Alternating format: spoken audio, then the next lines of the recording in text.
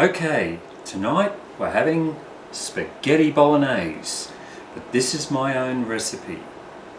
So it's probably different to a lot of other people would do.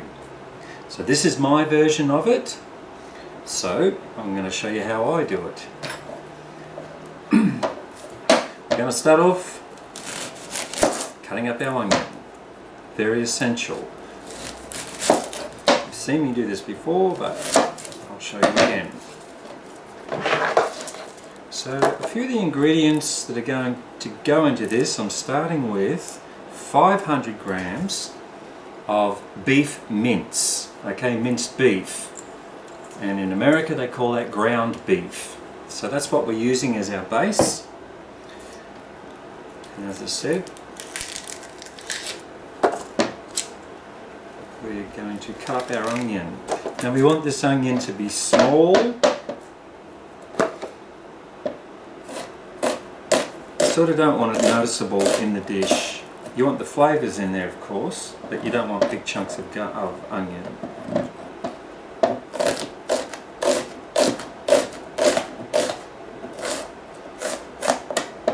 Okay, so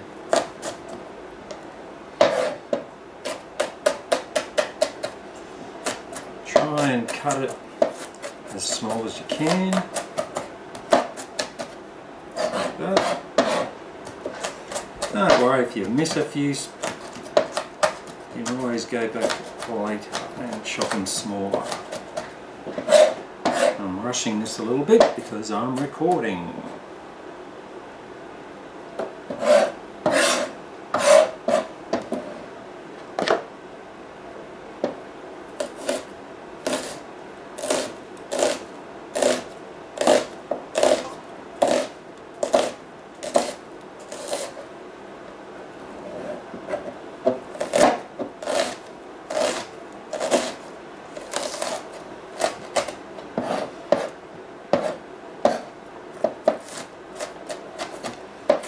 So some of the tools you're going to need for this dish, they're obvious.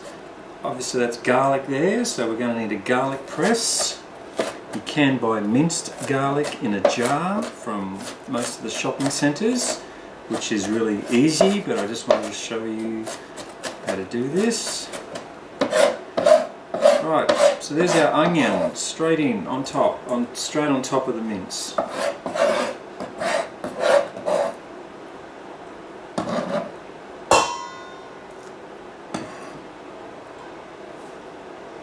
Now our garlic, I just like to chop it into small chunks, like that. And then we get our garlic press, that bit comes out, and mainly for cleaning purposes, so it just goes in like that. So we put the garlic in there.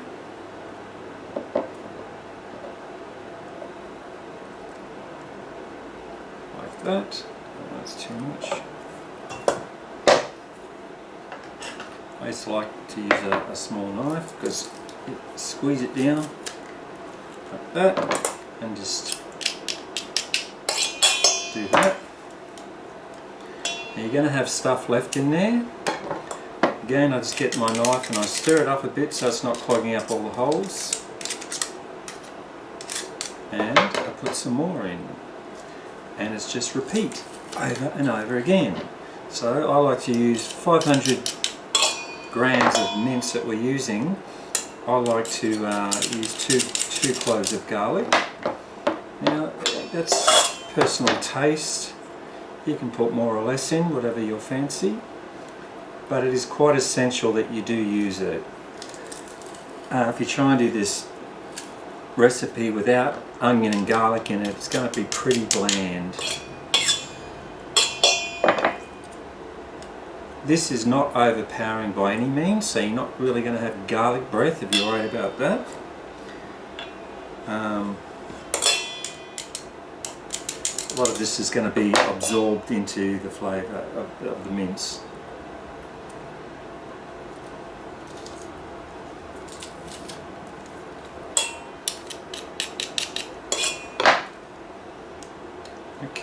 So that's basically it. Now I've just got these bits left in here, I'm just going to chuck them straight in, just like that.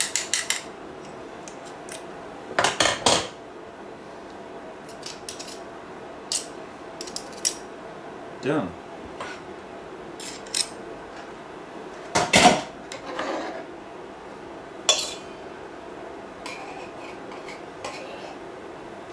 Okay, so I just stir that in a little bit with my hand just to get some of the mince back up near the top. Okay, and the reason why is because now I want to put my spices and herbs and things in. Now this is where I differ from a lot of people. I like to experiment with herbs and spices and things like that. And anyone that knows me, I put paprika in just about everything. Chicken, beef, whatever. I love it.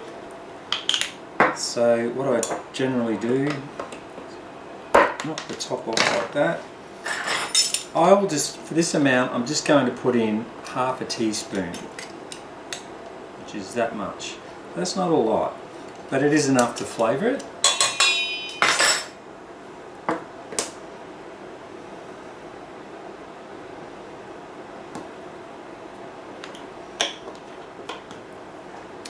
Now the next thing is chili powder. Again, I don't like a lot of chili, but I love it enough just to, it just gives you a little zing, just that little background zing.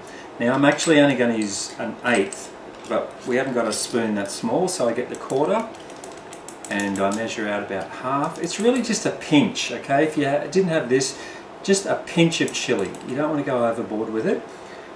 So it's not much at all. It's just gives it, as I said, that little zing, that little background flavour that makes people go, what is that?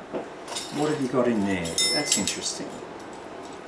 Salt, very important. If you didn't put those other things in, you have to put in salt.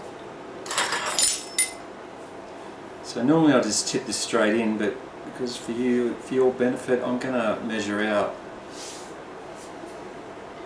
about a half a teaspoon. Yeah, that's about right. And then finally pepper. You'd put in about an eighth to a quarter of a teaspoon of pepper, but I'm just going to use cracked pepper. So I'm just guessing by doing it this way. But you could use white pepper powder, okay, and just measure out an eighth of a teaspoon or to taste. So that's that. And then finally, the thing that really gives it that Italian sort of flavour is some mixed herbs. Now, I like to use about a tablespoon, but I can't, well I can, I didn't think I could fit the tablespoon in. So about a tablespoon.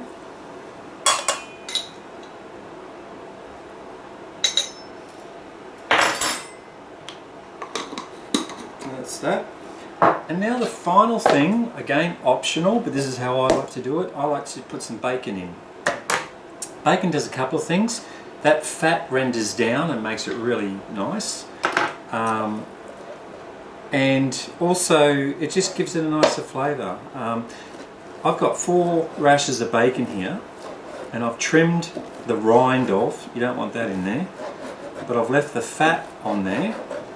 And this is the middle bacon, as they call it. Right? I've kept the other bits, I have that in the morning on toast.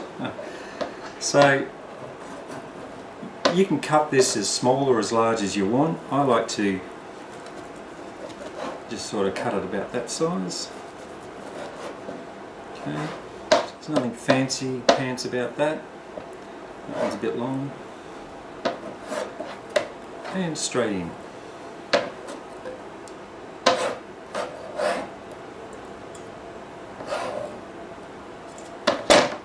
So that's essentially it. I mean, it's pretty basic. There's not much to it, but there's some nice flavours in there. Now I'm just going to gently mix this up with my hands. You don't want to compress it. If you compress it, it'll go rubbery when you cook it. Now also, while I've been doing this, I've had my fry pan heating on the stove. And it's got about a tablespoon or so of olive oil. So I'm going to use olive oil for this one. I think again that's pretty important that you use that. So we'll just hold there. I'm ready now. Now another thing I do sometimes, if I've got time, I make this in advance, cover it with plastic wrap and put it in the fridge to let those flavours really join together, you know, to really come together and stuff. But for the purpose of this, we're going to cook it straight away, which you can do. So what I'm going to do now is move the camera over to the hot plate and you can see what's going to happen. Okay, so here we are at the hot plate. As I said, here's my fry pan, my fantastic Swiss diamond, very heavy. So I have it on 7 out of 9. That's pretty hot, but it's because it's such a heavy thing, but we're going to turn it down later. So all we're going to do now is just fry this up, basically. Obviously I use a wooden spoon for this because I don't want to scratch the crap out of my fry pan, but also I find it's easy because I like to break this up.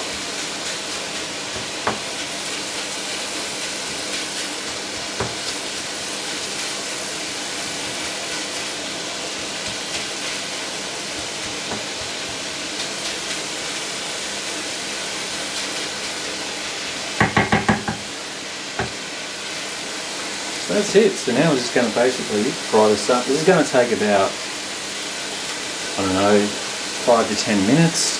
But in YouTube land, it's going to take about 30 seconds once I edit this. Okay.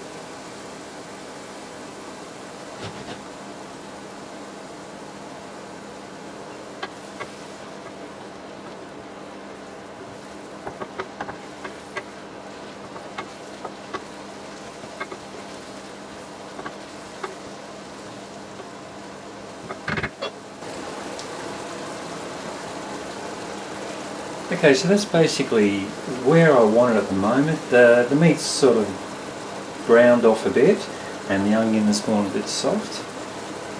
So the next thing I want to do, I don't know if you can see in here, there's a lot of liquid and stuff. So I need to soak that up to thicken it. Okay. So what I use is cornflour. I'm not sure what they call it in America. Is it cornmeal or something? We call it corn flour. It's about a tablespoon, and I'm just going to tip it on there like that.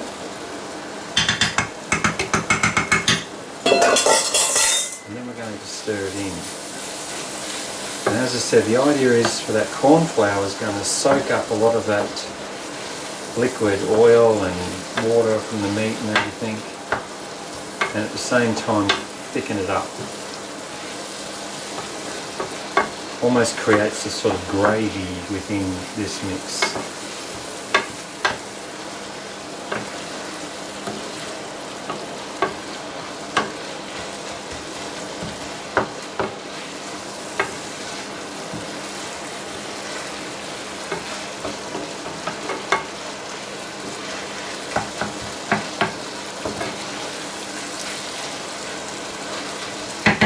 So that's that. So now we're going to work on our Bolognese sauce, well, our tomato sauce part of it. And again, this is where it's a lot different to what other people do, but I'll show you what I do. First thing I do, just turn it down a little bit, is I start with just one of these Legos. There's 2 tablespoons of concentrated tomato paste in here. So I start with that. That just gives it a good tomato boost, nice flavour.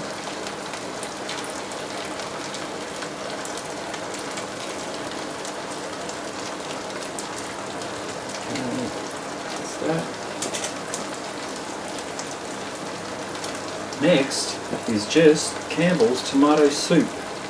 Oh, Heinz big red tomato soup. 400, I think it's 400 grams or mils, whatever it is. Whatever. Tomato soup.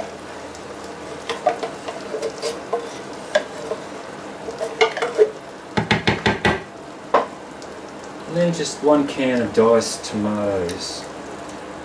Like that. And yeah, I'm just going to mix all that in.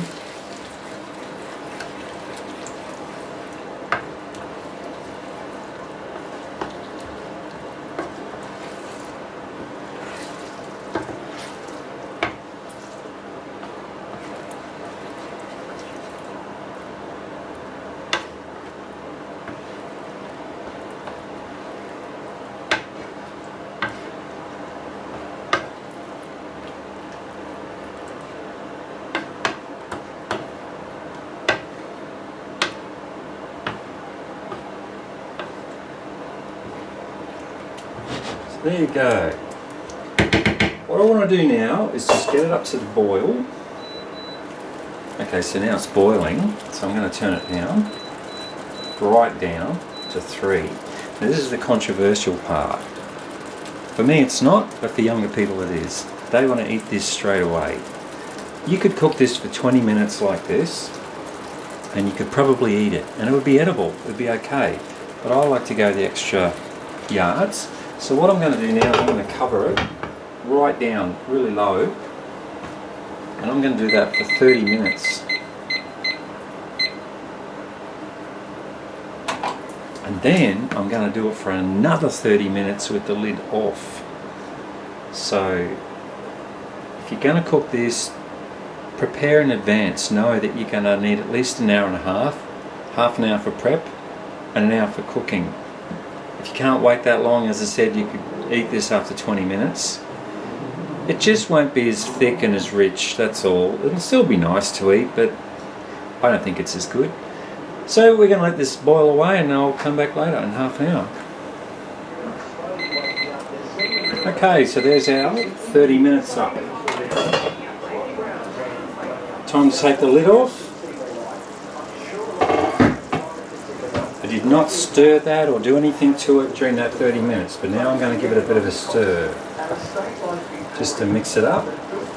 You can see that it's quite runny now, but that's because I've had the lid on. So that's why now I'm going to give it another half an hour, another 30 minutes. But that's looking very good and smelling very good.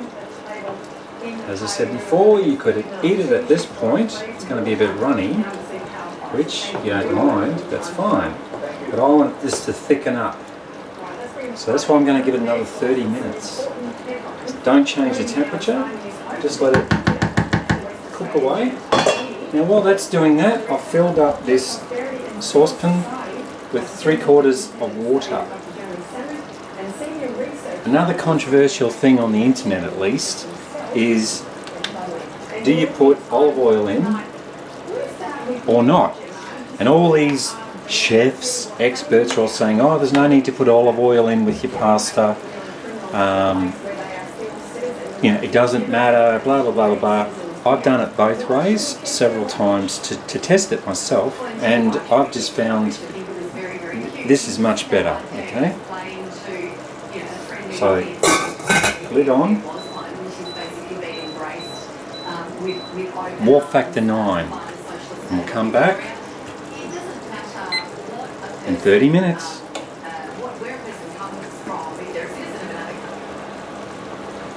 Okay, as you can see, our water is now boiling, bubbling away. That's how I want it. So it's time to put the pasta in. Now, it's always difficult when you're not used to it to gauge how much you need. That's probably enough for one person, but I want enough for 2 people, only because I'm going to have it again tomorrow night.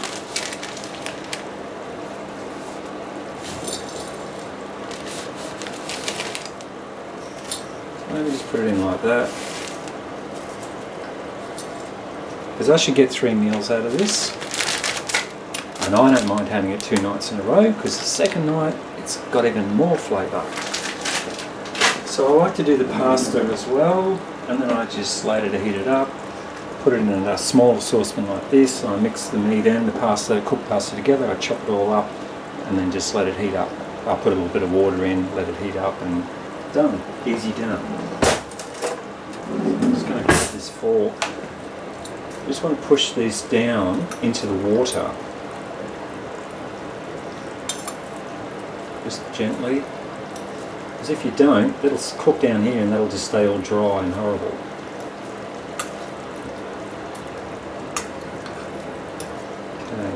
So generally that's going to take about 10 to 12 minutes, I don't know, give or take. Al dente is when it's still a little bit firm and sticky almost. I don't like al dente, I like it to be soft. So I cook it for maybe 12 minutes or so. And as you see, I'll test it. I'll literally take a piece out and put it in my mouth and eat it and see if it's ready or not. That's how I do it. And same with this. I forgot to mention before when I took the lid off, normally I'd give it a little bit of a taste.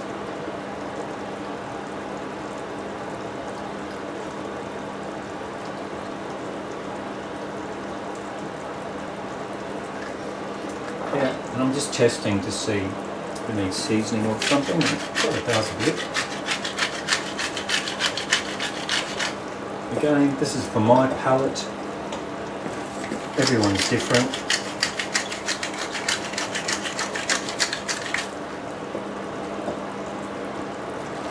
And you can probably see this now, it's already thickening up. We're about halfway through that cooking process, just a bit over halfway. So I have my extra 30 minutes with the lid off. I'm down, I've got about 11 minutes to go. Which is good because the pasta won't be ready, but this is good to take off the heat. It stays hot for a very long time. So I'll take this off the heat, just put the lid on and just let it sit and wait for my pasta. Now the other thing I want to do is get my oven on because I'm going to do some garlic bread. But I just tonight am using the bought garlic bread, frozen garlic bread, because I just want to cut a couple of pieces off, that's all I'm going to have. So I'll do that in the oven. Again, it takes about 10 minutes to warm that up from frozen. If I was having guests over, I would make my own garlic bread, I always do. It's really easy to do. I won't go into that now, but maybe one other time I will. So for now, we'll just use the commercially bought stuff. That's fine. Anyway, let that simmer away. So I've got my garlic bread ready. Just cut off 3 pieces, as you can see, like that. I just put it onto a tray and into the oven. As I said, I'll do that for about, I don't know, 10 minutes or so. This is all coming along well. It's okay to just give this a stir. You see it's softening up. It's not ready yet, but it's getting there. This is perfect. Come back soon. Okay, so we've got about 10 seconds left on the sauce. As you can see, it's thickened up really nicely. There it is. So all I'm going to do now is just give it a quick stir. I'm going to take it off the heat. I'm going to put my lid back on. That's going to stay hot for a very long time. So now the spaghetti, this is just how I do it. Just grab a fork, whack it in there, and pull off a single strand and eat it.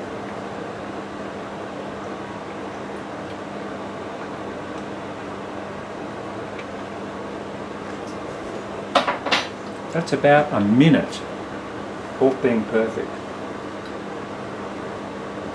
And again, that's for my taste.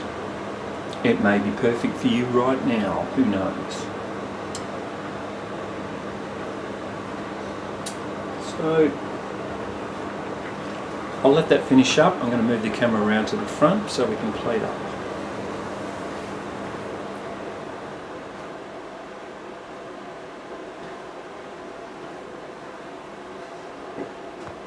Okay, everything's ready now to come together. This is just the final things. This is flat parsley, which they call, I think, continental parsley or something. Sort of need to use it up. I always like to put that on. I just chop it up like that. And normally I put Parmesan cheese. I love Parmesan cheese, but I've run out. So what I've got here is some shredded cheddar that I've just chopped up into smaller bits. Because normally Parmesan is almost powdered form, you know, it's really shredded really finely. But Parmesan is definitely better than this, but I just have to go with what I've got. So, grab my tongs.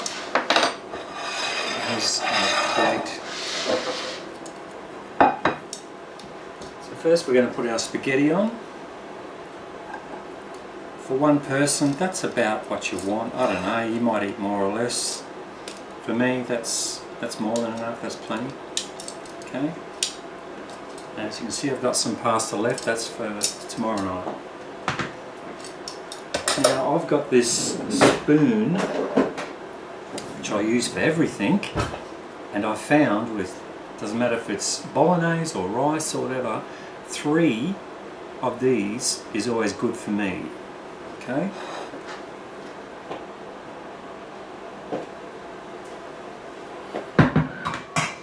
Normally I take the plate over to there, but because the camera's here I'm going to try and see if I can lift this thing over here. Oh, it really weighs a lot, that's why I like it so much. Okay, 1, 2, 3. That's heaps. I'm going to give myself a little bit more because I can.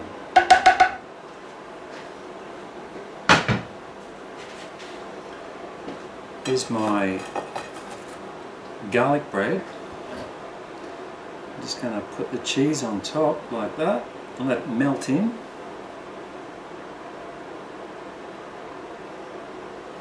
And then our parsley just to finish it off like that. And what I'll do, once I've got it in front of me on the table, I mix all that in, I mix it all together, and then I eat it like that. So there you go, that's my version of spaghetti bolognese. What is it, buono posendo? Something like that, Italian for have a good meal. So, give it a try and let me know how you go. Thank you.